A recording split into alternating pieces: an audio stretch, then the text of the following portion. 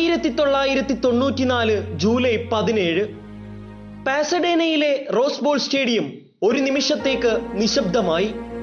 ലോകകപ്പ് ഫൈനലിൽ പെനാൾട്ടി ഷൂട്ടൌട്ടിന്റെ അവസാന നിമിഷങ്ങളിൽ നിർണായകമായ സ്പോട്ട് കിക്ക് എടുക്കുവാൻ നീണ്ട ചുരുണ്ട മുടിയുമൊതുക്കി ഒരു 10-ാം നമ്പറുകാരൻ നടന്നെടുത്തു.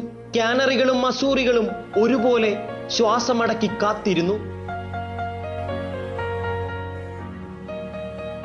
സ്ലോ റണ്ണപ്പിന് അയാൾ ഒരുങ്ങുമ്പോൾ ഒരു രാജ്യത്തിന്റെ പ്രതീക്ഷകളുടെ ഭാരം അയാളുടെ ചുമലിലായിരുന്നു.